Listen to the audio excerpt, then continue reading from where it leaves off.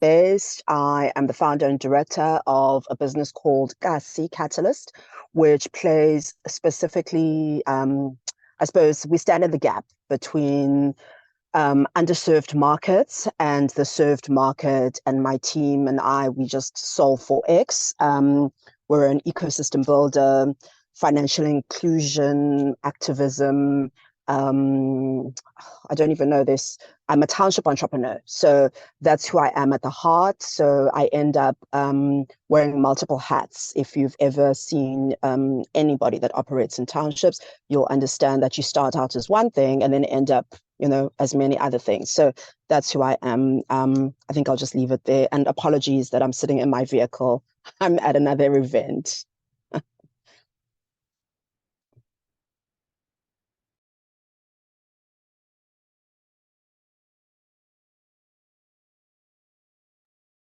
Sisonke Jali, one of our beautiful speakers for today. Please kindly introduce a little brief of who you are and where you are at, and yeah, what you're looking forward to today. Thank you. Hi everyone. I hope everyone can hear me properly. Currently it is an event, so there's a bit of wind.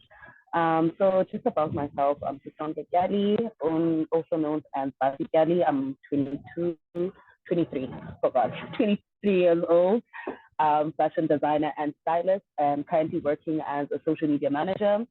And also I am a graphic designer who recently just graduated from Red and Yellow Creative School of Business. So Sisonke is mostly focused on fashion in anything that she does. So I started a business called Coco Pina, which is started as a thrift store business where I just wanted to just resell my clothes. Started just as something that was simple, but ended up being an upcycling fashion brand. So that's all about me for now. I don't want to overshare. I'm going to be telling you all about me and my journey later on. Thank you so much. Thank you, Sisonke. Pretty great to have you. I'll just call out names. I'll start with my speakers. Budloyiso Koyana, Unjani. Please introduce yourself to the room just quickly and brief, and we'll move on to the rest of our attendees who are beautifully gracing us today. Thank you so much. Budloyiso.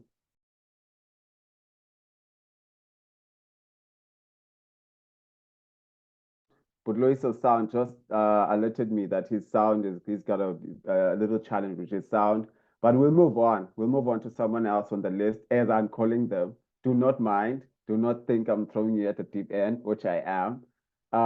Adrian, how are you? Kindly introduce yourself quickly. Who are you? What do you do? And yeah, great to have you. Hi, my name's Adrienne. I'm chapter leader for Reading BYP. So it's very early. It's 9 o'clock here. So I'm based in the UK. So hello.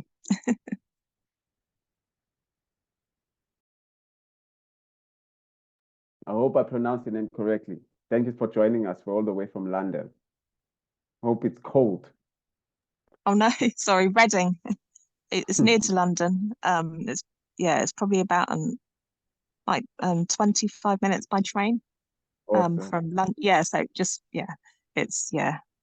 a town. But we're near to London, but we're Thank you for joining us. I hope to see you one day. Yes, you too. Thank you. Thank you. Ongezwa, your turn. How are you? Kindly introduce yourself. Thank you. Hello, Puti. How are you? Good. Thank you. Thank you for joining us. All right. I'm Onyeza Sopazi. I live in Kailisha. I am, I'm a marketing enthusiast. Is it enthusiast? Okay, that's cool. Also, in the event coordinating space. And yeah, just here to learn about marketing and also the space that I'm in. I believe like there's plenty of people here in this space who are in this field. So I'm here to learn, nothing more. Great. I look forward to a lot of things that you will learn in this room. It's quite a very wealthy room, and it's a privilege to have you. I will move on to the list, and I might not do the whole list because a lot of people are coming in. Roman, kindly let us who you are, let us know who you are and what you do, specifically what you do.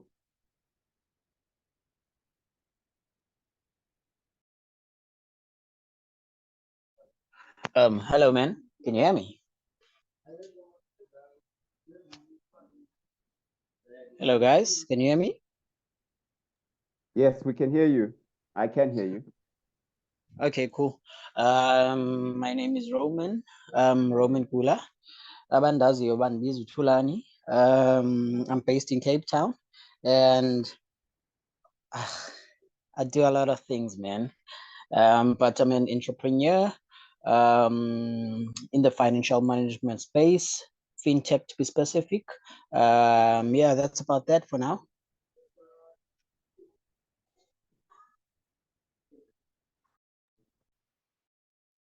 And we have, I'm going by the list, guys. Thabo, Butabo. Your turn, sir. Thank you for coming into the room. Yeah, good morning, Dumisani. Can you hear me, Dumisani? Yeah, thank you. Yeah, good morning, Dumisani. Good morning, everyone. My name is Thabo Bashe. I'm in the education sector, currently principal, curator principal at a school in Delft. And I've tried in the past a few ventures, but they have not really worked. But I joined this when I saw this on invitation on social media about this, and I became interested. And especially that there are people that I know, I would really love to be part of this program and see where it's going. It's just out of curiosity that I've joined you guys, and I'm looking forward to being part of this program. I'm busy doing other things around the house, but I'm just going to be keep listening to whatever is going to be said by our presenters here. Thank you, Dumisani. Thank you, Mr. Bashe. Thank you for joining us. We look forward to having you around. Welcome to BYP. Yes. I think we might have, Thando Makili. Thando Makili. Your turn, sis. Welcome to the room. Hi, Dumza. Hi, everyone. My name is Thando Makili. Also an entrepreneur from Kailicha. I'm a photographer, and I also do content creation and writing content and copywriting. And I also manage an NGO called Kailicha. So I do a couple of things. I've got a couple of hustles, but that's basically what I do. And I'm super excited to be in the room with everyone else. Thank you. Thank you so much, Sisi. Welcome to the room. We have only 2 to go, and then we'll hand it over to Femi, who's gonna pretty much dive in more on BYP and the founder of BYP. So Thulani Makhabane, thank you for joining us.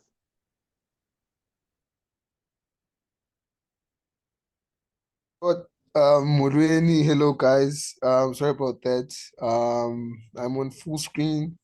My name is Thulani Makhabane. I'm a sound engineering student at SAE Institute. Studying high certificate in sound production. I'm a part-time barista, and I'm also a creative consultant and a creative writer as well. Yeah, I am a producer as well, a composer as such, and also an artist as well. It's a pleasure to be here and also get to learn stuff. Yeah. So yeah, Thank you, Thulani. Thank you, Thulani. I think it's great to have young people in the room. I think this is what the wife of BYP is young. And older guys like us, it should be actually BOP, which is Black Old Professionals. But that's for another day. Last but not least, Vuyolwethu, please kindly briefly introduce yourself to the room. Thank you. Good morning, everyone. My name is Violethu Magoyencho. I'm an electrical fitter. I work at Brasa. I'm just here in the morning because I was invited by Ubra Domza, Uhlathu Lisujambas. Yes. And then I'm just here to learn. I'm just here to listen. And I'm just here to digest whatever information I receive. Thank you very much. Thank you, Tata. Thank you so much. We appreciate everyone who's here. But before we go to our first speaker, Femi, could you give us more, dive in more on BYP, particularly on the founder, and how did it come up? And then just maybe get some ideas from you on how BYP has worked so far in other countries. All right. Thank you very much, Dumisani. And honestly, I'm very, very happy to be here this morning and hear different people, from different backgrounds, I especially like the names, the way it's been pronounced. I'm like, oh, I've never heard these names before. And man, it sounds great. So it's good to connect with everyone, to see Black people, thriving in different sectors. I've listened to the introduction of Vusi, of Sisonke, and okay, I think I wasn't able to hear that of Loiso Koyana because I think having issues with the network or with the sound. But honestly, it's been a privilege to be part of this gathering, and I'll just quickly delve in to talk about the story so far about BYP Network. So BYP Network, was created in 2016. It was created in 2016 by the need to connect Black professionals and students from all over the world for role model visibility. So BYP actually stands for Black Young Professionals, but not the young part of it is not like, oh, okay, for a certain category. So if you are even over 40, you are young. If you are 50, you're young. So being young is the state of the heart, state of the mind, okay, not by age. All right. So what we do is we connect Black professionals, to career opportunities, to give them more visibility and business support. So just a bit about Kike Oniwinde. Kike was a former Great Britain athlete and top student. So she was afforded many opportunities during the start of her career journey, including a full scholarship to the University of Florida. She met some incredible people there, including Black students and professionals across different backgrounds. So, but it dawned on her that there wasn't much Black representation outside of sports and entertainment. And on top of being only of few Black people, in the banking internship, and coupled with the Black Lives Matter protest of 2016, that was when George Floyd was brutally murdered. That led to the uprising of Black women professionals Black people globally about why are Blacks, intimidated? Why are we discriminated against? And why do we have to, keep, living like we are trying to, make our voices heard globally? So that was what led to the foundation or to the founding of Black Young Professionals Network. Not just to protest problem. So we don't just want to, see it and say, oh, we are having this problem without doing anything about it. It was motivated to build these empowering acquisition pipelines and drive positive change, across all industries. So going forward about what our mission is. We have a mission to advance the careers of millions of Black professionals through our new platform that is called Javelin. So we are a connector. We connect our members to one another, to job opportunities, to mentors and thought leadership content. We measure our impact by how many connections we have been able to facilitate, how many people attended our courses, webinars, how many leads or CVs we have been able to send, to our corporate partners. We also measure our impact by our reach. Currently, BYP has members over 150,000 globally. So how many people have watched our event and masterclass online? How many people have read our insightful blogs? So we have sent over 11,000 Black professional CV and content, 22,500 job applications, and interested candidates have gone through our platform. We have upskilled over 25,000 members through our conferences, events, and webinars. We have connected over 200 mentors and mentees. So just a second, let's see. Yeah, so we have a 9.6 NPS score. Over 1,000 organizations have used our job board. We have hosted over 50 webinars a year.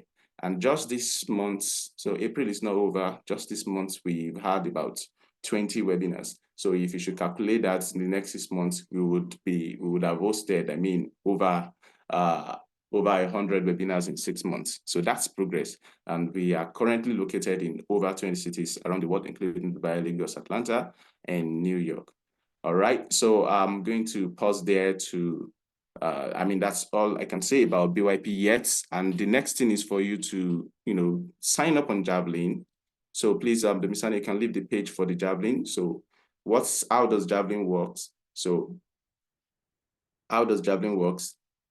Javelin is a career advancement platform, and the way it works is you have to, tell the system, what skills that you have. Say you are interested, in being in the role of, say, technical program manager or something. Maybe that's what skills that you have. So those are the details that you want to put up on Javelin.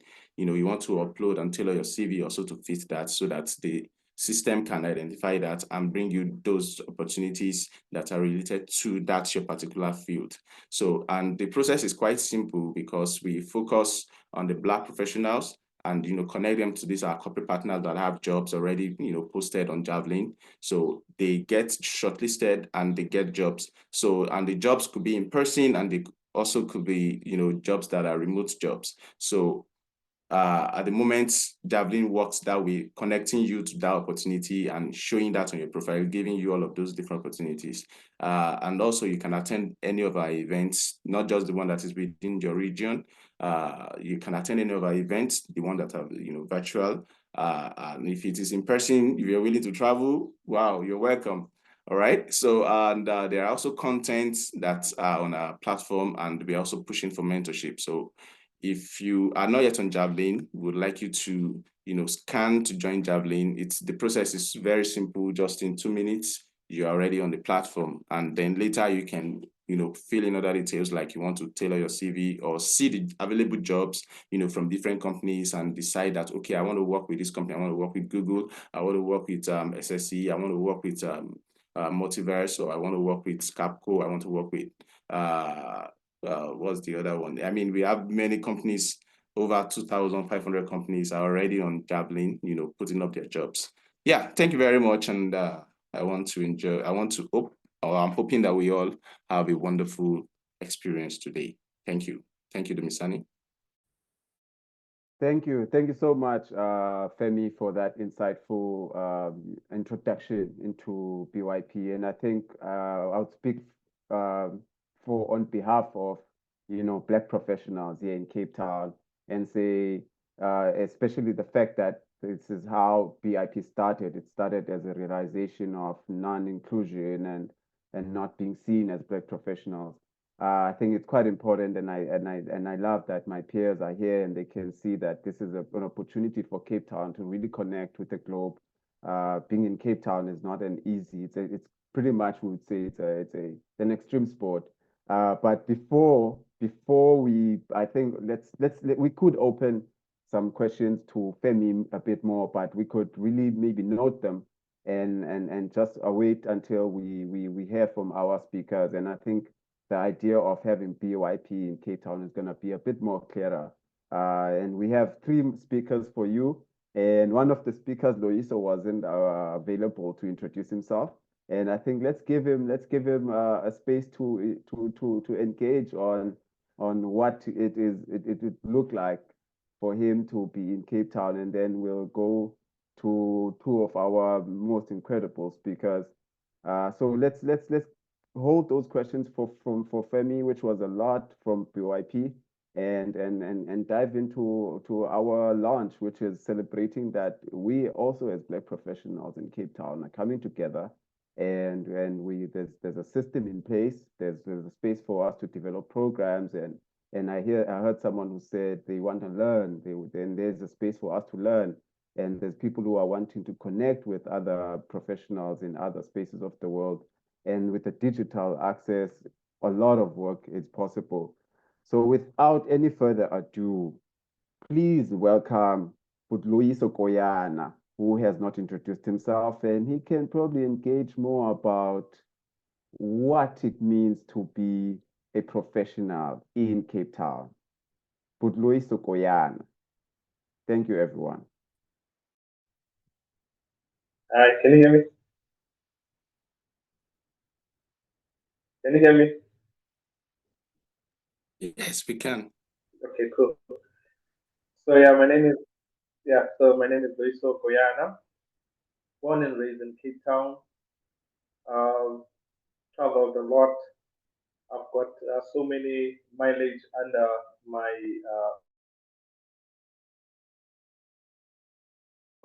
local and international, and also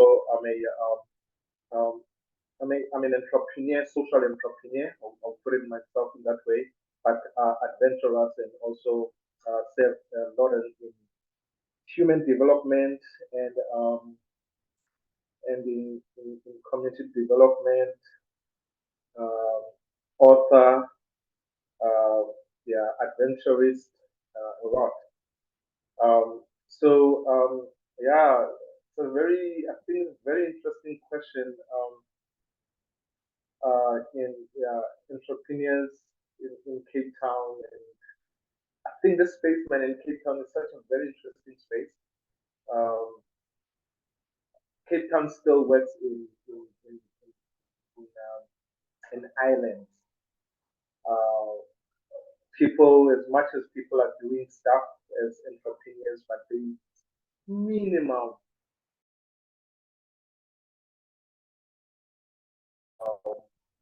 collaboration. You know, it's one of the things that I've always push for people to collaborate. You know, I think locally we are still far from what the first world is doing. You know, and I think one of the biggest struggles in this, I think people just wants to survive. You know, they just I'm just doing this to just put food on the table. And I think that's the biggest struggle that our entrepreneurs in Cape Town and in our communities are struggling with.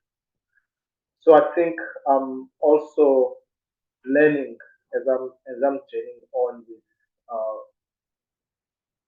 in the spaces that I'm in. Um, I'm I'm learning and I'm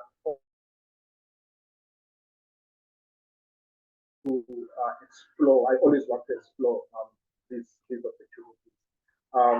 But I mean, being traveling abroad and working abroad and see how easy it is for companies and people to hook up and start working together, and kind of have that dream to bring such things at home.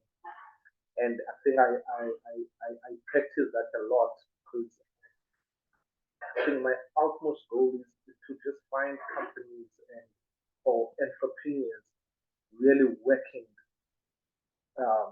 together to develop businesses, to create more opportunities, you know. So I don't know if I answer or I'm talking to where I'm supposed to be talking, but I think in Cape Town we're still still far from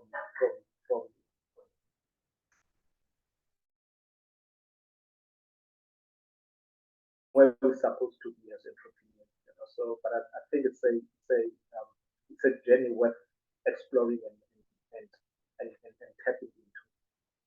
Yeah. So I don't know how is that fine or I'm still gonna be talking more and yeah. So yeah, I think that's my piece for now. Well, for a lot of people who are here who I not know how I got to work with Putlois, and I have had an opportunity to work with him. He's a brilliant social entrepreneur who's got a vision for Ilokiishi and Black people in particular in the townships. And for people who are in the room who do not know what townships are, townships were spaces that were put for Black people in the cities mainly to only reside and to go work pretty much. That's the idea. And a lot of people who are in the room can actually attest to that or disagree or agree, but or maybe give more insight. So for just the international people who are here who would want to learn more about what townships are. And I in particular, Putloyiso is really has been in a space where I think our professionals should be, where we know Guti, the more we learn, should be the more our communities develop. But if anyone has a question for Putloyiso, please put up your hand if you have a question for Putloyiso. This is again, this is just an engagement of professionals in Cape Town. It's nothing, so strict that we're not in a boardroom, but we are launching a space where you could connect with Putloyiso in terms of wanting to learn more about what he does, how could he work with your community as well, or if you have an opportunity for him. I think that is the main objective of platforms like this, like BYP. So if anyone has a question, please put up your hand and ask a question to Putloyi. So that will spark our conversations. But Putloyi, so in essence, speaks of really the challenges that I think we all agree as Black professionals that we have, in particular at Cape Town. And so if anyone has a question, please put up your hand and I will give you a room to speak and ask him. And then we'll continue with a speaker that is next, which is Sisonke. So if anyone has a speaker on Putloiso's career and you have questions on his sector where he works in the outdoor space and education, and how would you want to develop in your own space and in your own career, this is the opportunity and this is the objective of this conversation. Thank you. Can I add something to that? Yes. Yeah. So one of the things that I think I've learned in my been in the industry, I think I've said it as I was starting that people, we all, as I think as entrepreneurs, we start our businesses because we want to survive, and most of the businesses are started either shipping or we were talking or this is what I can do and all of this stuff. But when we start these businesses, we are already a foot behind than a person that is born with 100,000 at their doorstep. So we don't have proper structures to start businesses, but we make them happen. And but again, I think one of my stuff that I've learned is this: I think people, once they start to figure out how things work, they keep it to themselves. And I think that's one of the things that kills I think the social impact. Because for me to go to Tando, for an example, I need to know I need to know Tando personally for me to be able to engage with him. Or I need to be referenced to Tando, and that may happen and that may not happen. So I think we've got this thing. We tend to keep our resources to ourselves because they need to benefit ourselves and not people around you that are doing those things in those spaces. And I think I've been pushing so much to really crack, these resources. I'm mentoring, I don't know how many people I'm mentoring, young professionals. And I think one of my mentees right now, Onge. Onge is a very young, talented DJ. And yesterday I just hooked him up with a person that is actually in the path of what she's doing and what she's looking at. And it's me had mentored that person and mentoring Onge right now, and Onge is getting benefits of my work and hoping that Naye later on she will do the same thing to the next person. And I think once we start doing these things, then our businesses then will grow in a very, they will grow more. I don't know, will benefit more by doing so, by opening up these other opportunities that people are coming, and especially young people. These are our next generations of leaders. So I think it's just a mindset, man, that we need to change. Way that we think, the way that we do things, because I always believe that information kept is information useless. So if you keep that information, it's useless than just putting out there, and do it for free, and just do it with wholeheartedly. Yeah, that's I think that's my other two steps. Thank you so much, Mr. Koyana. I think you've had a solid impact in the community, where a lot of youth that are now venturing in spaces like the United States, they're really thriving. So I think you really sometimes play yourself really down by not talking about all of these things, but you embody to me someone who in isiXhosa kuthiwa isandla sihlambe sinye. For international guys, it actually literally means the other hand washes the other hand. But this is the idea of a professional who has learned so much and has enough experience, life experience, that teaches us not to actually hog information. And I'm happy that you have just joined BYP, and perhaps this may be just another advance of the kind of community we are seeking for, where the education is there on platforms, and it's really now going to be up to the young person to actually open and go to a nearby space where they've got internet and start to learn. But I think you touch on very important points, where we talk about the culture of abantu abamnyama, Black people, and what would normally be called the crabs in the pot, where we don't share information. So I'm quite happy that we're now speaking in a space where we can connect to thousands of Black entrepreneurs from across the world, and professionals, and we can just simply by a click have an engagement with a person. And I think Usisonke coming next as a speaker, before I check if there's anyone with questions, can then give us a bit more on the Gen Z experience of a Black entrepreneur, Black professional in Cape Town. And if there are no questions for Mr. Koyana, I will gladly love to hear from a Gen Z perspective of what challenges one would face in a Cape Town space.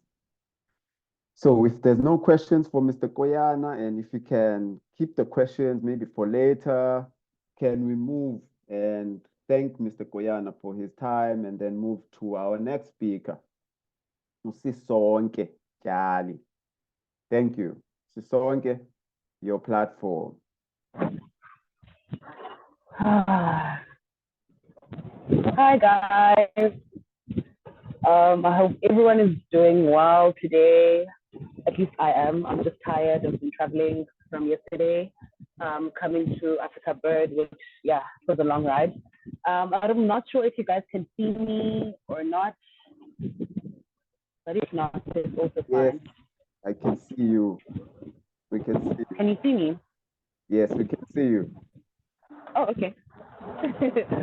Okay, so just to introduce myself, my name is Sisonke Kyari, also known as Bati, as Mr. mentioned. So Sisonke is currently working as a social media manager at Mindtricks, which is a digital agency. So I work there just offering services of handling social media. So that just to go through, I'm sorry, there's some wind. I hope it's not too bad for the sound. Can someone indicate if it's not too bad? Look, Sisonke, if there's a way you can get, if there's a way you can work with your sound a little, twitch something, that would really be awesome. So with Sisonke in general, with her journey and how it started. So I grew up in Kailita and I was born in Kailita. So being raised and born in Kailita, can you hear me? Sorry. Yes, I can hear you. We can hear you, but your sound is a little, there's a lot of wind. Can you hear and I me can now? understand. Okay, let me just. Can you get a wind block? I know you're at Africa Bird. Okay, it looks like we lost Sisonke there. Sisonke is at Africa Burn, and you know, if people have gone to Africa Burn, they know what Africa Burn is about. So I think I'll give her a few minutes to just sort herself out. But if there's any other questions again around Mr. Koyana's presentation, this would be a great time while we wait for Sisonke. Or else we could move to Miss Vusi Vokwana. If there are no questions. Thank you, Vusi. We'll take you, and then Sisonke can probably join us on a later stage because it looks like No problem. Thank you. Okay, great. Hi again. So following on from what Loyiso was talking about his journey, it's weird because mine is a little bit similar. My experience of going out of South Africa from Cape Town and seeing for the first time that poverty wasn't something that was only specific to Black people. It was 1990 and my family was on a trip around the world. And for the first time, I saw poor white people on a tour of Liverpool. Weirdly enough. And I'd never seen slums with white people living in them. I'd never even contemplated that there could be white people that had like porta potty toilets, you know. So just having to use a bucket, you know, for a toilet, it just wasn't something that was a reality. So leaving South Africa then was the only way that I could sort of change my paradigm as a young Black South African, but also the narrative in my mind, because that was during apartheid. So it was about understanding or differentiating what was propaganda or, you know, the PR system of apartheid and what was reality. And so in that year that we lived abroad, we got to see so many different things that ran contrary to everything that I'd learned that, you know, up to that point. And I'm a little bit different in that my parents were both entrepreneurs. Both ran township businesses. So my start as a second generation entrepreneur, I started out with the capital that most people think this is the one thing that I need. If I just had access to capital, then I would be, you know, in a far better place. And my journey is to say, even with the capital, as a Black person, even with the education, even with the experience, even with everything ticked off, you know, sort of the checklist of inequality, I still ended up with very little of the things that I should have had, considering what I started with. And it wasn't just me. There's a certain generation of us who were excluded. And it was purely because of the system, the apartheid system that still remains today. And it's the reason why I focused my energy on being a financial inclusion activist, because I mean, I'll give an example. In 1994, when obviously the laws changed that then allowed us as Black people to purchase property, small little caveat to the purchasing of property, it was that you had to find, it was a willing buyer, willing seller. So you as the buyer had to find somebody who was willing to sell. And so there I was sitting with a capital that my parents had raised over years in the hopes that one day they'd be able to buy property in the suburbs outside of townships. And nobody would sell to us. Nobody would sell to a Black person. And so how I began my property portfolio was by finding law firms that had deceased estates that they were managing, and where they'd have to sell the property, because then obviously the the owner is deceased, and these law firms are then responsible for just selling to the highest bidder.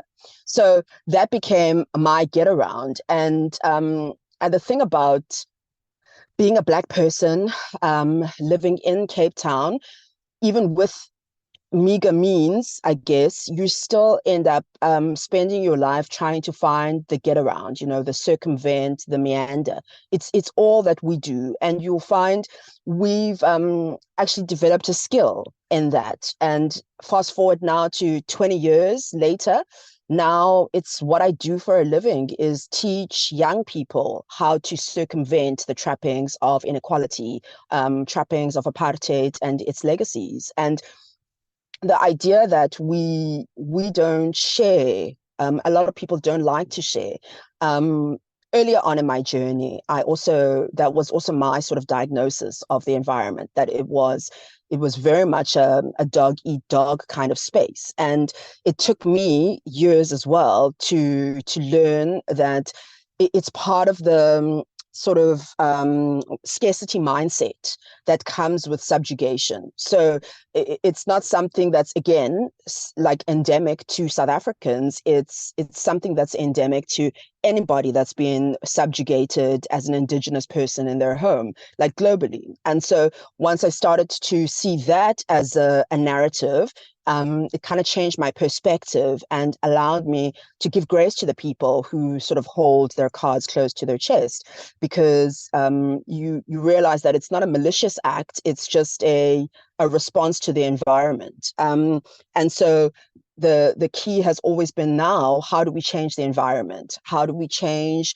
the way people look at how they play in an environment that keeps us out? And sure, we have a lot of survivalist businesses, absolutely, but we also have people who are looking beyond that survivalist space and trying to build something serious. But in the townships that most of us are sort of relegated to, there's very little space for us to be able to do that. The finance space shows us that we're not allowed to be bigger. I ran, for example, I was looking to open a coffee shop about 2-3 years ago in a township here in Cape Town, and majority of the funders said Black people don't drink coffee. And that was so odd to me, because I'm a Black person. I drink coffee. I grew up drinking coffee. My mom drank coffee. My grandmother drank coffee. So it was such a weird thing that the funders had made this decision that not only did we not drink coffee, but even in the future, we wouldn't be allowed to drink coffee where we live, which was quite a weird sort of understanding of what the Cape Town space is like. So it isn't even just a history of oppression. It is the perpetuation of that oppression on a daily basis. It controls our palates. So if we want to sell anything in the Cape Town space, in the markets here, that is local, that is traditional food, for example, we're not even allowed to get the funding for that thing. But if we want to convert that into something Western, so if I want to sell croissants in an urban space, there's funding available, there's support available for all of those things, but can't do it in a township because we're not allowed to have those things. And so it's been a challenge trying to find the spaces where we can have these conversations as Black people, so that we're aware of what's happening and we're able to collectively find the solutions that are required in order for us to push against the apartheid algorithm in the finance space, to push against our market exclusion, in terms of access to market, to push against some of the infrastructural challenges. And we're learning in our business, Kasi Catalyst, that once we partnered with African partners from the continent who understand infrastructural challenges, it has made it easier for us to then curate financial solutions with people who start from understanding as opposed to a place of complete ignorance and an unwillingness to learn about who we are and how we operate. And I think that's been the huge learning for us, is finding partners who will actually hear us. So sometimes we are speaking, and I think especially for us as women in this space, in entrepreneurship, in townships, in underserved markets, whatever you want to call it. But as women generally, we can speak about what we see, what we've learned, the data the way we interpret the data that's available. And very few people actually want to hear us.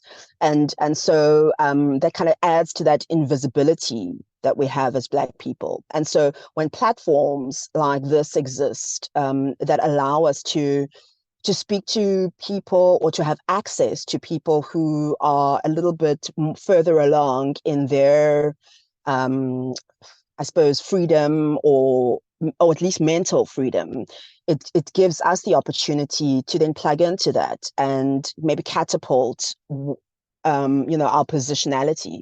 And so I'm glad, Dumisani, that you've set this up for us and launching this particular platform that gives us access to virtual career advancement, because finding a way to access those markets virtually or in person has always been exclusionary, because before you would have had to get there, and what we're learning in the finance space, that it's not just the access to market, it isn't just the capital, it's also about who you know and how you can get into those rooms in order to get the best deals or even to be informed of what's happening. So a huge shout out to your efforts to put us into a space where we can plug into an international team, virtually or in person, but also gives us the opportunity to, as locals, to share ideas, to share our experiences, so that somebody's learning from my experiences as opposed to starting from scratch. Young people get the opportunity now to start from experience. Thank you. Thank you so much, Sis Vusi. I think you pretty much summed up a lot of I think you just said quite a lot, and I think you've exceeded and went beyond the expectations as per usual. And I think you pretty much again said it quite well, the need for a space to exist for Black people. And I appreciate also the fact that you're one of those professionals that have got so much experience, and you can share your time and learning. I mean, we have Gen Zs in the space that can pretty much learn the hacks of Cape Town and the world pretty much. I'm going to check with the room if there are any other questions for Sisvusi with what she said, and if you have any questions that you might want to throw at her around her experience and perhaps in your journey, what you are you experiencing now that you'd like to kind of get hacks from her in terms of how you can actually work around the space. This is the time now to put her hand up and share, because I think from your questions, a lot would come out that perhaps Sisfusi didn't share, because there's so much that we can definitely do with this online space. So I'm just looking at hands, and if there's anyone who wants to ask a question, Sisfusi, this is the time.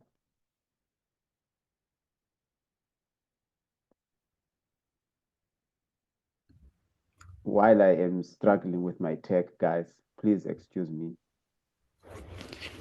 Hi there, I'm Sisto. I just wanted to ask a simple question to Sisbusi. When it comes to finding opportunities to invest or start businesses in terms of like looking at Casio or townships, what would she advise one look at? And I'm such speaking from a point of like I'm clueless, but I know I want to start something like a business. Currently I have a job, but then I feel like that can be working capital to start something of my own. But there's just so many opportunities, and it's always so hard to just to choose. Can I, if you have any advice for something like that? Thanks. Hi, Siso. Thanks for the question. So I don't give advice, just to be clear. In South Africa is there's a lot of legislation to the internationals. There's a lot of legislation around giving advice in South Africa. So I don't do that on platforms like this. However, the township economy is now set at valued at, I think recently, about 600 billion rand, right? So you want to play in that space somehow. You should be playing in that space. And the and the thing about the township is there are so many opportunities. So the top ones at the moment are in anything in food, does really well. And by food, I don't mean don't come in and do a Steers franchise. I mean, come in and sell something local, whatever is authentic for the environment that you want to go into. All the tourists that come into South Africa, specifically in the Western Cape, they're always complaining that they find the Western Cape to be inauthentic in terms of tastes and experiences. So we need to be able to show local foods more. Huge market there. In the logistics space, huge market there in the sense that last mile logistics, a lot of big corporations are struggling to deliver to the door in townships. So there's always an opportunity for a smart person who's familiar with his environment to lock it down to specifically Ingingriako to run just the logistics from there. So if you've got a big company like Takealot, or now we have Amazon coming into South Africa, specifically here in the Western Cape, you could then just be able to get them to deliver to the entrance of, let's say, a Langa or a Gugulethu or a Nyanga, and you would take it from there to the door, because they're too scared, and obviously they don't know how to navigate around some of the challenges that we have regarding crime. And then the last space that is always where people make a lot of money is in the micro lending space. So sure, you don't have to be a loan shark to make money, by the way. In the township, you can just be a regular micro lender, registered with the NCR, lending at reasonable rates. You will, run like a payback, what do you call them? Payday loans type of book. Again, with just around your neighborhood and people that you know, use the data to then lend them more money. So those are the top three that we as a team normally go into when we navigate townships.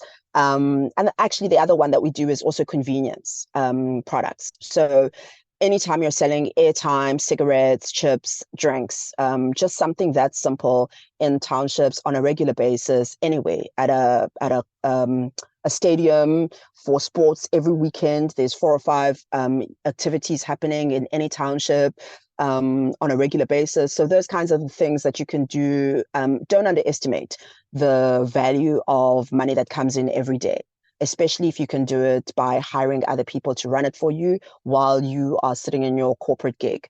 It's a nice way to sort of pad your income on a monthly basis.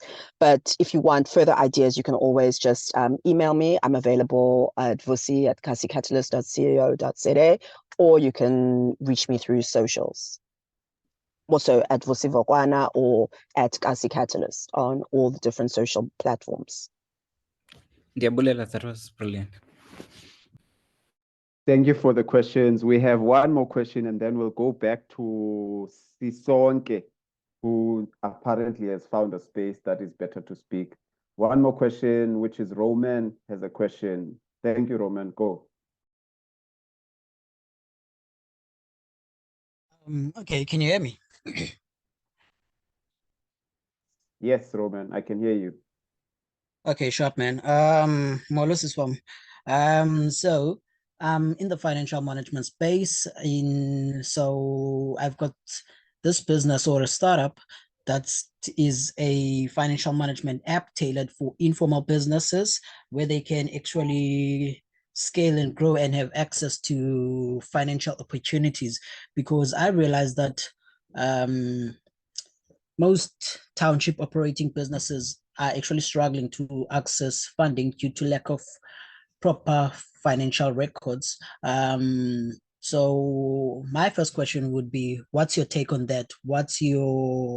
Based on your experience and based on the landscape of the informal sector, what's your take on that? And my second question would be, as a startup entrepreneur, what's your advice in terms of sustaining yourself and as well as sustaining the business while it's still growing or before it's making money? What's your take on, or what's your advice on that, or suggestion, or whatever? Molopoti, thank you. Those are really great questions.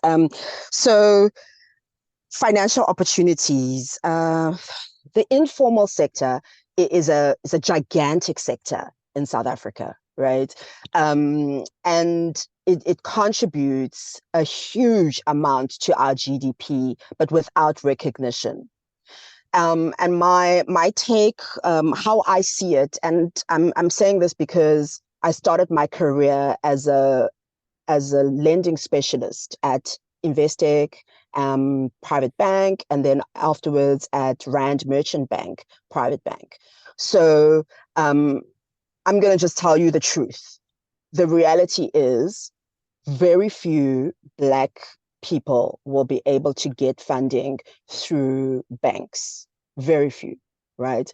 That's the hard truth.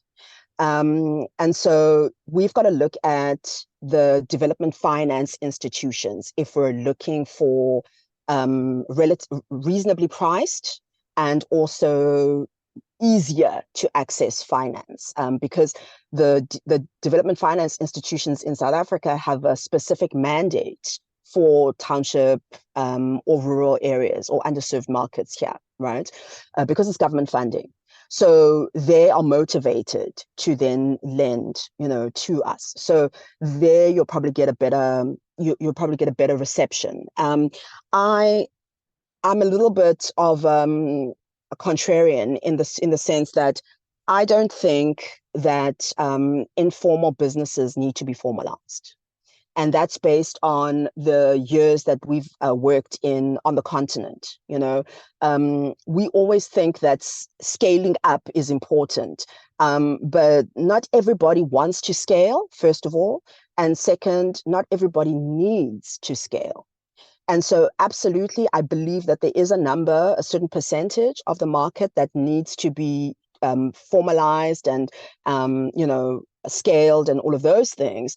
But the majority of informal traders can quite happily continue running informally, and there's nothing wrong with that, you know. And sometimes we should just leave well enough alone. I'll give you an example. At a place like Kwakik, Eguguletu, you've got women who stand there and basically sell meat that's cut up into different portions. It's like an informal market space. And those ladies, when you look at them, when you pull up in your car, smoky environment, but chaser, no chaser, you look at them and it looks like 20 or 30 women doing exactly the same thing, and probably not making much money. And the sort of Western mindset would say, how can we formalize this and make these women more sustainable and successful? That woman who's standing there in that way with her cut up meat and whatever next to another person with the exact same layout, those women are probably taking home about 50 to 60,000 Rand a month, right? And they're building homes in the Eastern Cape. They didn't come here to do anything else except make the money to go home, repatriate it to where their home is. And so there's something about the way that they've managed to do it, and leaving them the way that they are isn't going to harm us, you know, as practitioners. We can agree that they're thriving, actually. They're doing really well. Or you look at a taxi rank. Taxi ranks in South Africa, I think that the basic, when they did the calculation recently, they said it's something like 2.5 billion Rand that runs through taxi ranks, right? And if you think about it, here in the Western Cape, we know that taxis transport 1 million people a day, while Golden Arrow, the bus company, only transports 200,000 a day.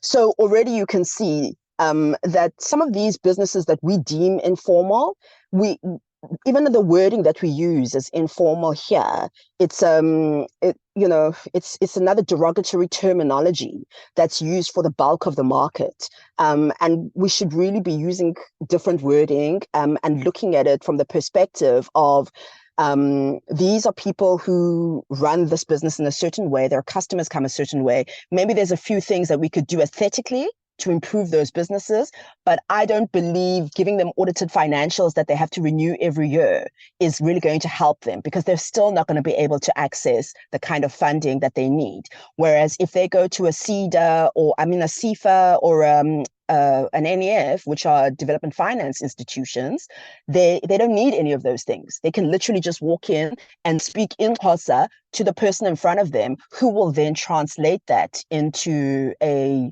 financial document and be able to give them the lending. Then when we look at fintech solutions, fintech comes in and says, business plan, we don't need. Audited financials, not important. Companies like Retail Capital can do a merchant cash advance. If you've got a Yoko, an eCoca, or any of those point of sale devices, after 3 months of data, they can push notification lending to you without ever getting any of those documents. So fintech is showing us that we can actually disrupt or even recalibrate the apartheid algorithm in finance, because the numbers, are there. And some of these things that we think are important may not necessarily be. So I'm more of an advocate that we amplify the African models of business that run well, look at them and see how we can extrapolate that data to then create other businesses that can match those, in their success, instead of the other way around. There's that Darwin saying about judging a fish by how it climbs a tree. I think that's what finance has been doing to township entrepreneurs and their businesses. And so constantly being judged by how well you climb a tree will make you always feel like you're a failure. And it's the reason why most young people today, even if they've got a bit of an entrepreneurial side hustle, they don't want to tell anyone, because being an entrepreneur is considered, something dirty, something, that's associated with an underworld or an underbelly because of that. So, sorry, that's, I have a real passion about how we look at these informal businesses and adding on unnecessary layers of costs to those businesses in the hope that one day FNB will see them, because they never will. That's the reality. And then my advice, how do we sustain? Well, we sustain by changing our mindsets, seeing what works and just replicating those kinds of things, and maybe vertically integrating or horizontally integrating around the things that work. So if we go back to the example of the ladies who sell at an informal market, how can we maybe not buy the animal or the carcass from Jan de Villiers, which is what's happening currently. Let's make it Mongani's, right, farm that we're buying from. To me, that's more long-term sustainability. And then probably owning the entire value chain. Not necessarily the same lady, but somebody who's Black. Thank you. Thank you so much, Sisfusi. I don't know if there's anyone who can. I think your experience, just your response on that, and how you just ended up with the hack that I think this session was supposed to do exactly what you just did. Help one another, think a bit in a different way, and more than anything, share information.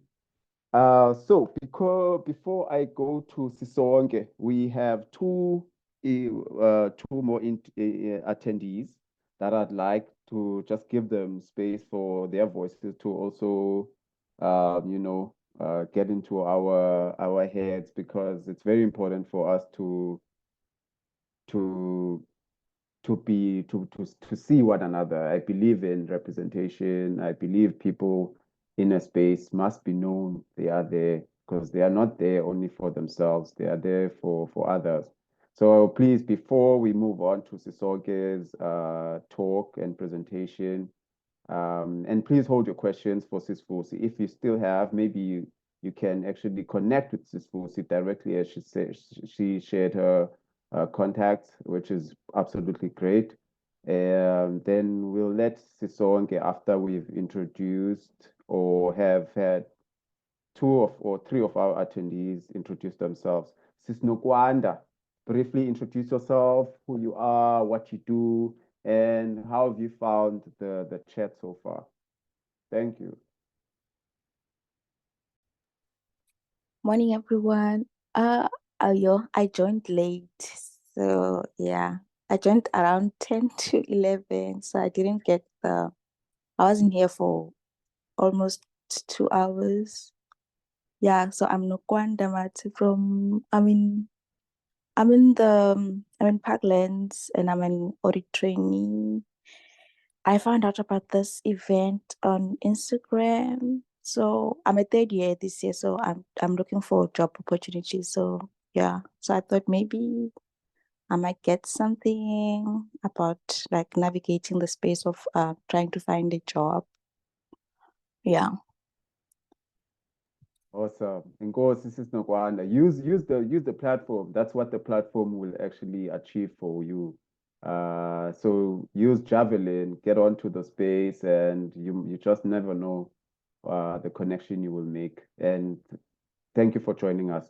The next person who just joined us is Siso. Please introduce yourself, and yes, let us know the session so far. Thank you very much, Dumisani. I think this is a really great platform, and I'm quite excited to just join BYP. My name is Siso.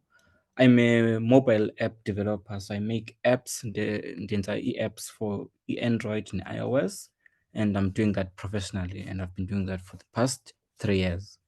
So my interest is mainly on like doing like e-businesses, particularly which affect or or touch Black people, and mainly using my professional skills, which is software development, and I've built like a number of apps before, and I've done smaller businesses as well, which were having varying success. Just my aim for like my aim to join up was just to connect with other professionals, see what is working for them, get an opportunity to network and help out, and still also get some assistance as well.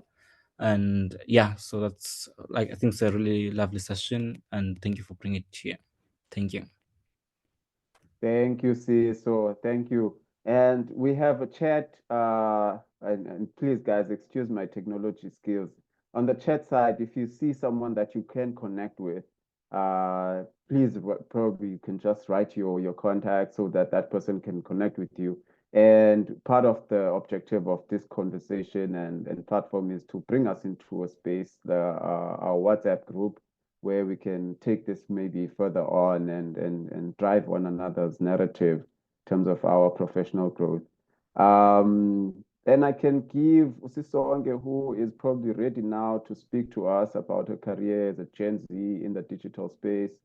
So yes, thank you so much, Sisfusi, for your conversation. And thank you so much, everyone who asked to Sisfusi to dive in more on her experience. That was really insightful from Sisfusi. Now, Usisonke. Usisonke, it's your turn. Welcome back. Hi guys.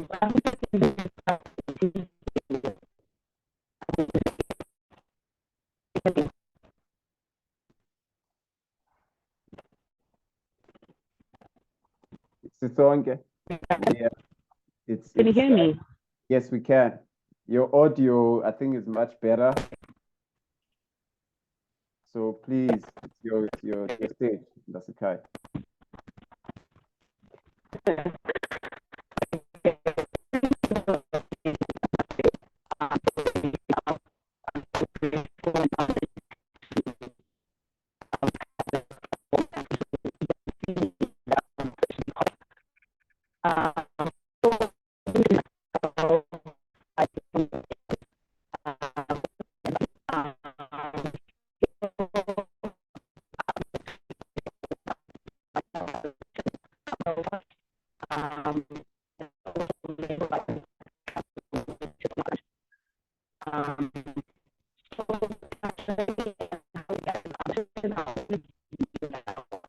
Sisonke.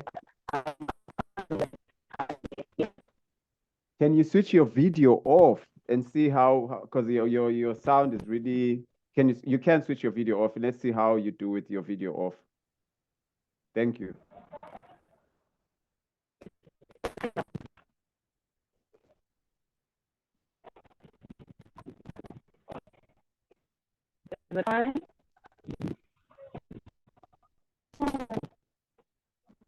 Okay, Sisonke. Sisonke, your audio is really it's really not. I think most of us can't hear your audio, including me. So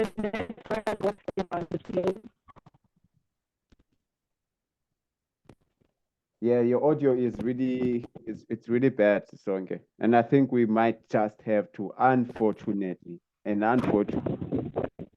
move.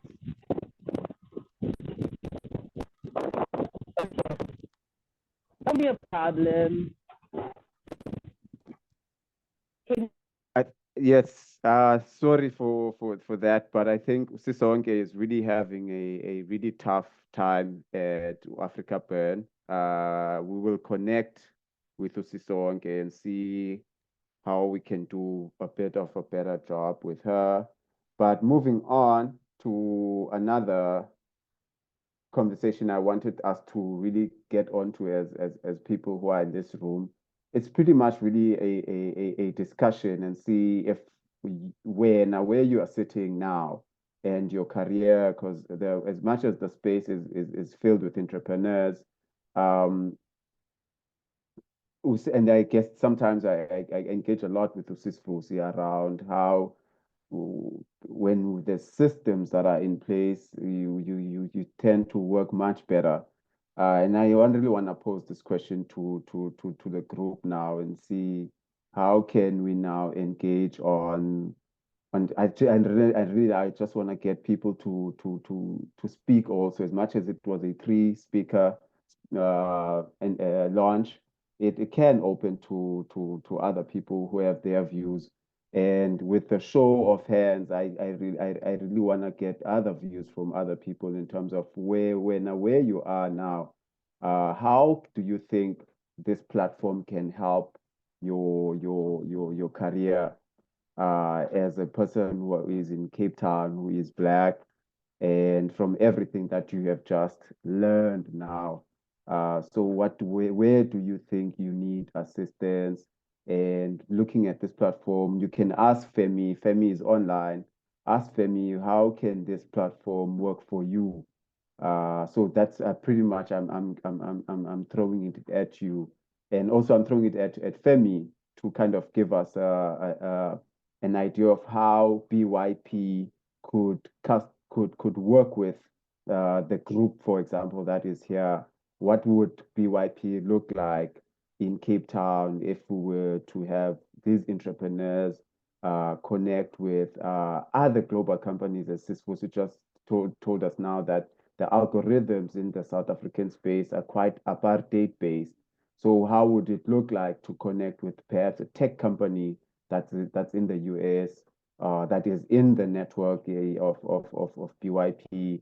Where would that all fit in terms of bringing access to finance and bringing access to skills? So I really want to throw it back to Femi in terms of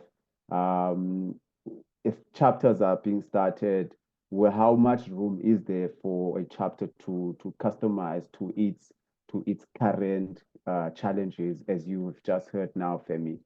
So I'm really giving the platform to Femi to just give us more on how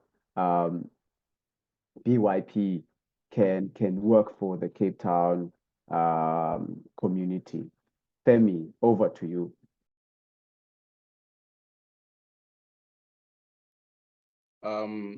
Thanks, Dumisani. Can you all see me? Can you guys see me and hear me? All right. Just a second. All right, cool. So like I explained earlier, while giving the story so far about BYP Network and what we have been doing. So we do have over 2,000 corporate partners, and what they do is they put their jobs up on Javelin.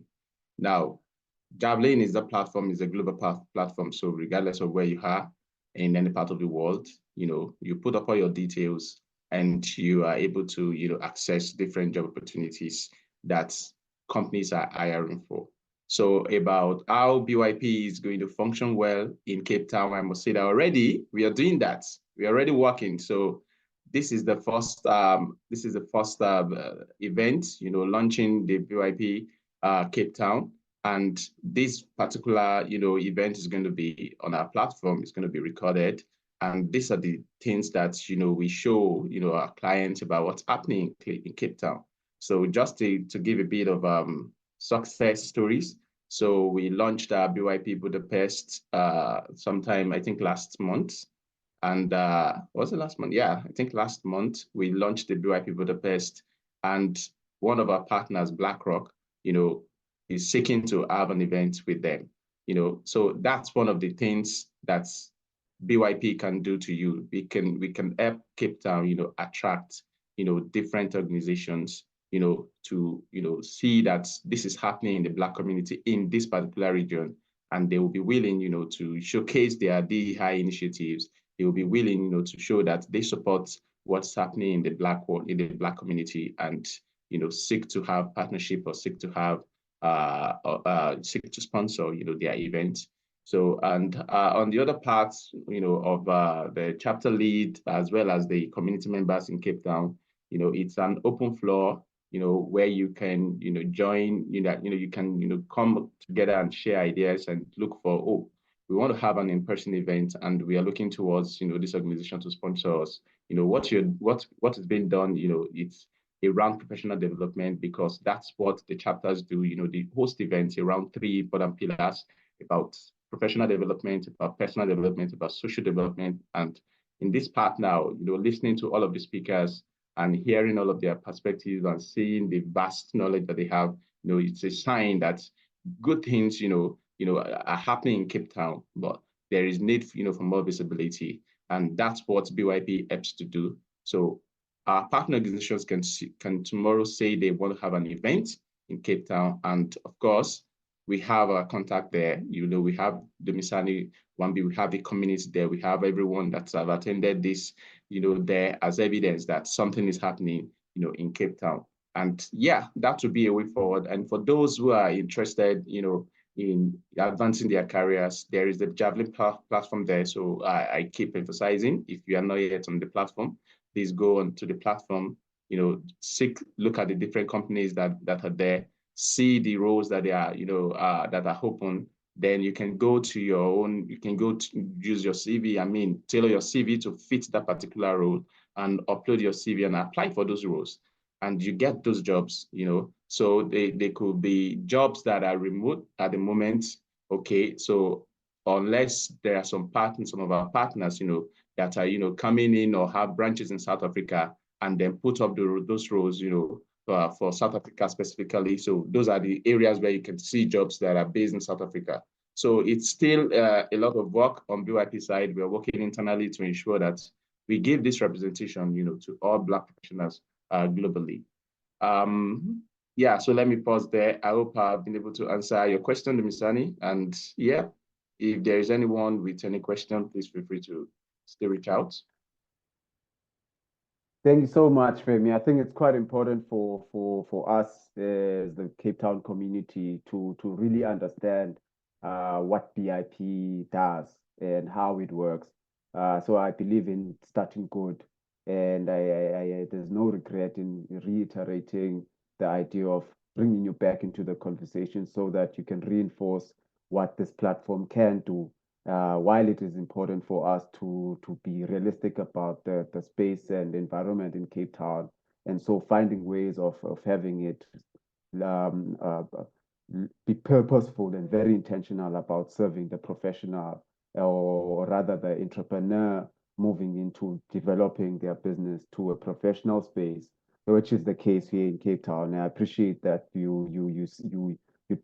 there's live experiences of BYP, this network being able, and in this regard, us being able to look at entrepreneurs and the challenges that they face in Cape Town or Khayelitsha, and actually accessing a similar product or service internationally and using the space that is digital. And it's such an unfortunate scenario that Sisonke wouldn't be able to join us, as Sisonke is in the digital space, and therefore in opportunities that are there.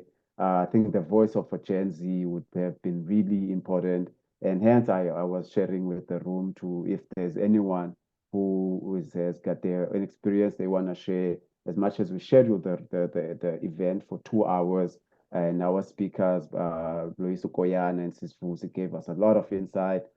This is room for us to also engage on our experiences.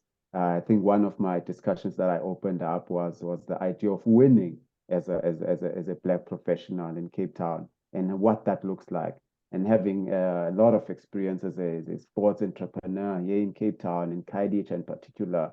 One really looks at that space where definitely this city has so much contribution to the GDP of the whole country.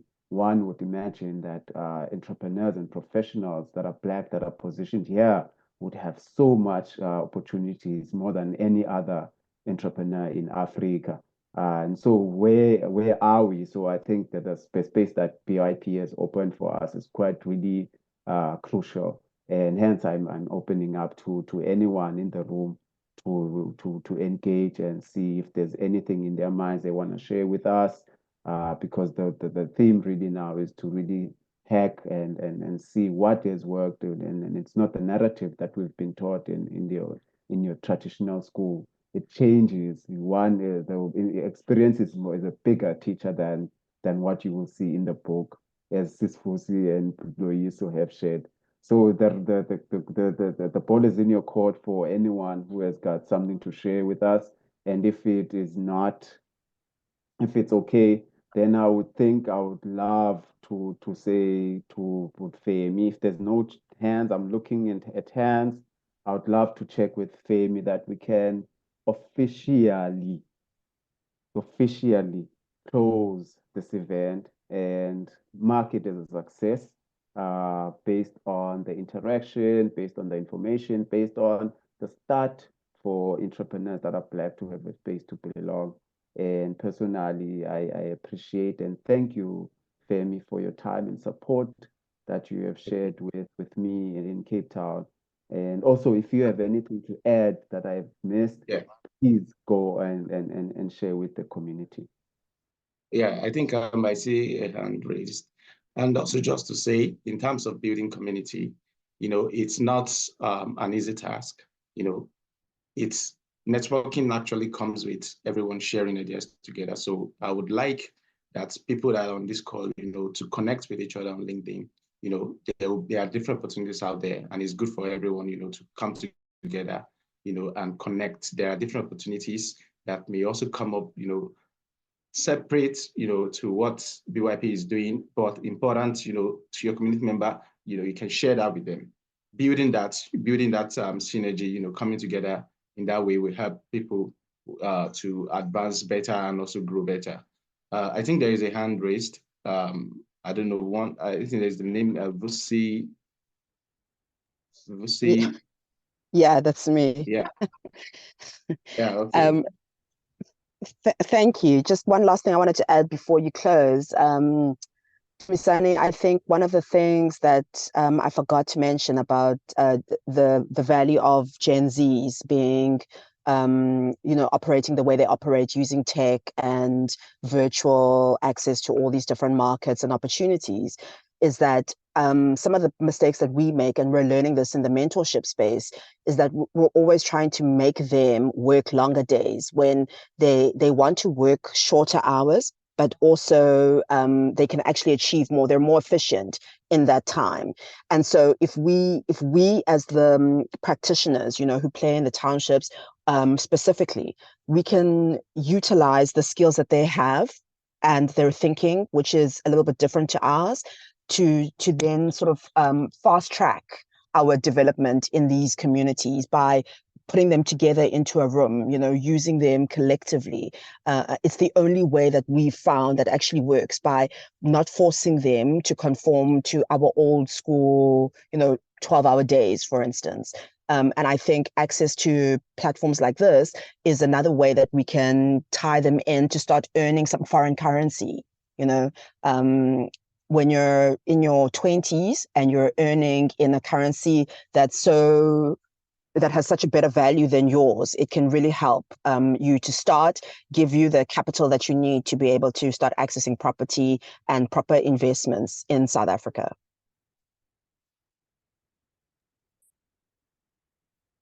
Thank you so much, Vusi. You couldn't have said it better in closing, and I appreciate that you actually spoke in that closing, and the importance of Gen Zs and their voice. I think those people, or those professionals, people like Sisonke, are quite very important in these spaces. And it's important for us to really know that this is one of the very small spaces and platforms that different generations can interact. And I think looking at history, there's something different that can come out of such practice. We are now really at the end of the session, and there has not been any other hand for any comments or thanks or anything that one has in the group. Oh, Luis Okoyana has something to say. Thank you so much, Luis. I think my question is, how do we as professionals that are here right now make this platform more engaging? Or how do we meet? How do we, yeah, it's just like, so I'm sitting just like really also we had about, let's say, 20 people here. And we know that it was, I think, even bigger festivals than we. How do we have sessions either face to face or platforms like this, where we are able to share and visualize and assist and point direction to whatever development that needs to happen.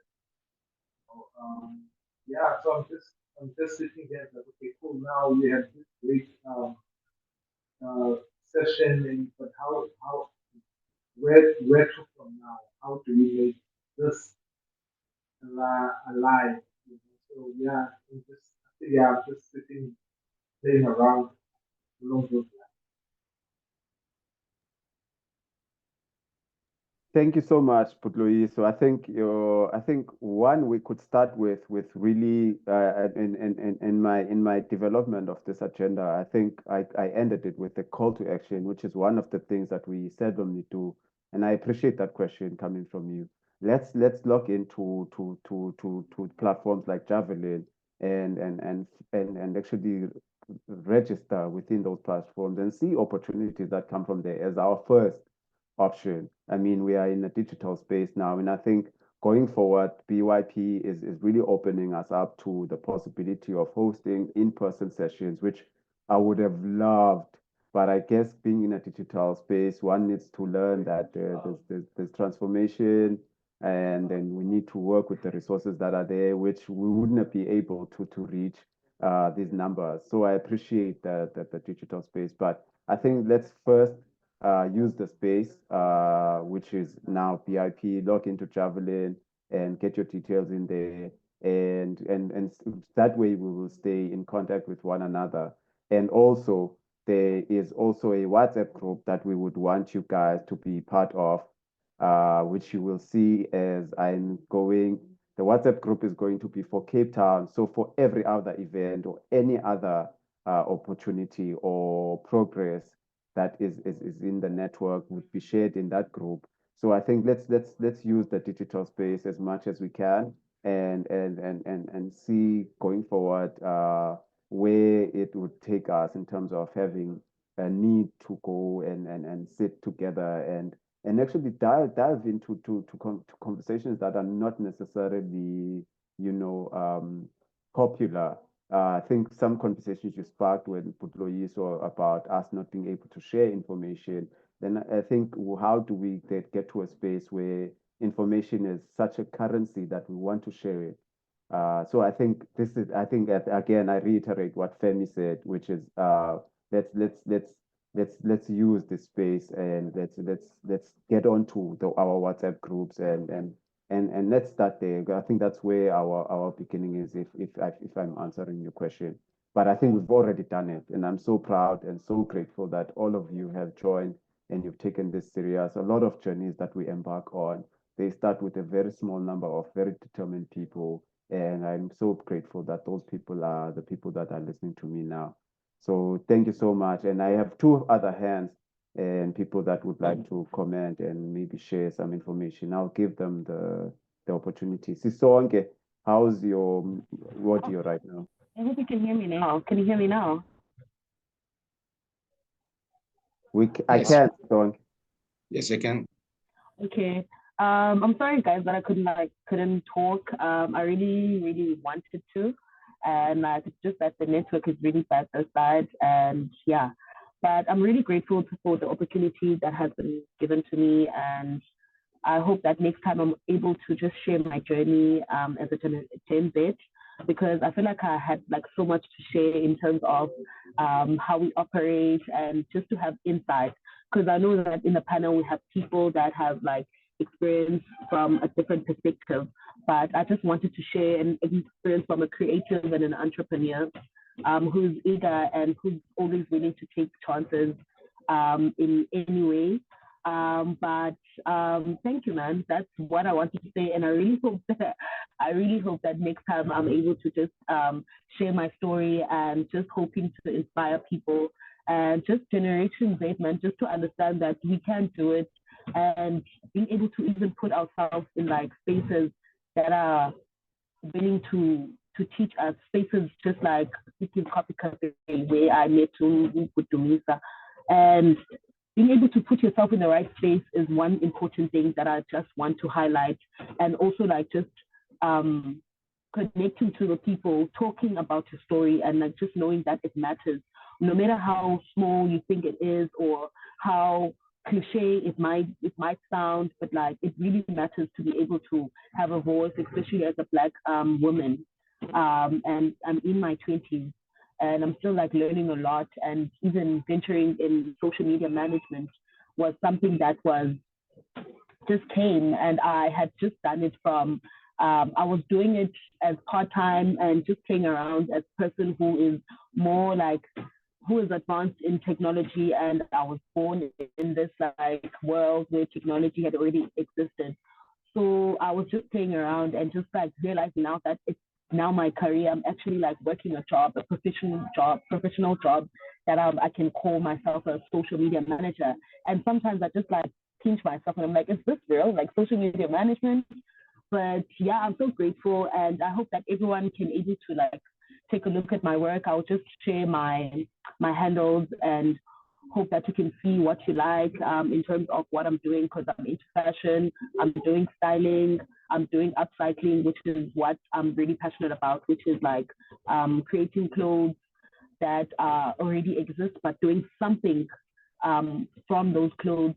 Because I started as my journey thrifting and like just selling thrift to people, which for us we used to call ukoba in the township.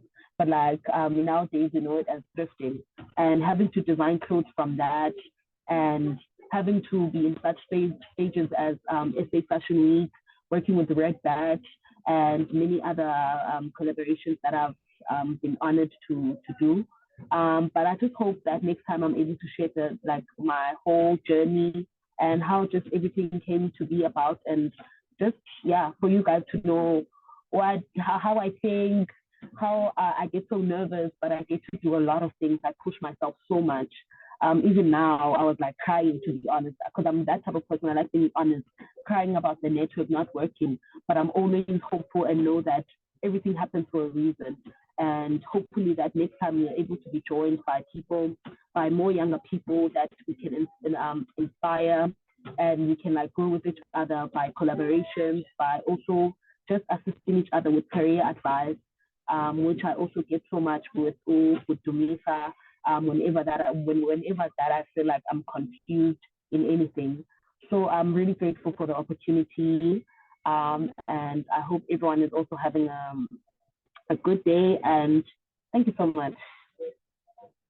Thank you so much, Sisonke. Thank you so much. And just hearing your passion and you keeping on and trying to find a way to connect with us. I think the group gets the gist of the person that you are. And I think this is only the beginning. And the space for us to have in-person sessions is really open. And I think had we had a date that we locked for an in-person session, we'd announce it now. But it's a beginning. There was a lot of anxiety, especially from me. I won't be honest. But I think the support of everyone who's here, the speakers, Femi, really made it this day like quite a success, and it is a success. And I wanted to give Sis Nokwanda a chance. She just had her hand up, and let's give her a chance to share what she has in mind. Thank you. Oh, hi everyone. It's not what I had in my mind. I just wanted to ask if can you please share the link to the WhatsApp group on the chat, because I'm struggling to scan as I'm using my phone. I've joined using my phone. I've joined the session using my phone, so I'm struggling to scan the QR code to the WhatsApp group. Okay, noted, Sis Nokwanda. You will be getting a link to the WhatsApp group. And thank you so Okay, much thank you so for much. asking. Yes, Thank you, Femi. Femi has just sent you. This thank seems you. that there are no other hands. Would love to thank you, everyone, for joining us in this milestone for BYP. And I would love to congratulate you as well on really being a great support for not only yourself as an individual, but for sharing with others. I think we've started on a good note. I feel very much supported to begin with, and I look